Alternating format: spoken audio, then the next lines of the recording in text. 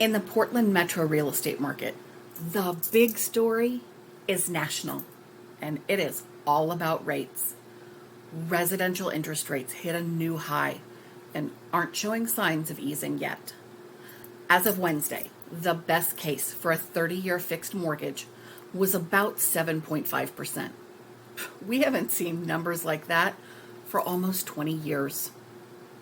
Locally, we saw some surprising numbers in prices and in buyer demand. So let's jump into the numbers. The average sale price was up by another 1% from the previous week, and it was barely higher than the average last year, higher by just 0.7%. What I think is interesting is that since August 1st, the average sale price has been higher than the last year's for 6 of the past 10 weeks. It feels like we're treading water, but leaning just slightly higher than this time last year. The supply of homes available for buyers is also treading water, at least this week. We saw an increase of just one home from the previous week. The number of homes new to the for sale market was up 3% over the previous week. But a good chunk of those homes, probably about 150 of them, were sneaky new listings. That is, they're old listings disguised as new.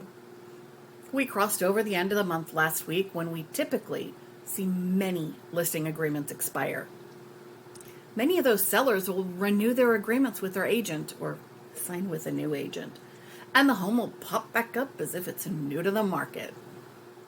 On the demand side, the number of purchase agreements was surprisingly high.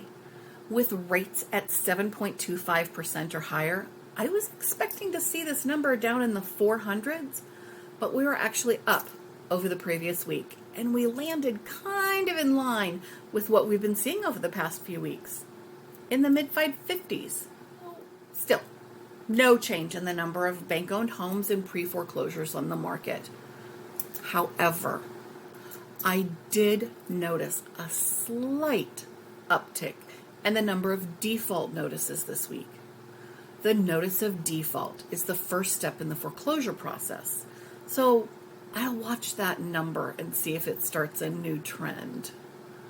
By the way, here you can see what I mentioned earlier with a 540% increase in expired listing agreements.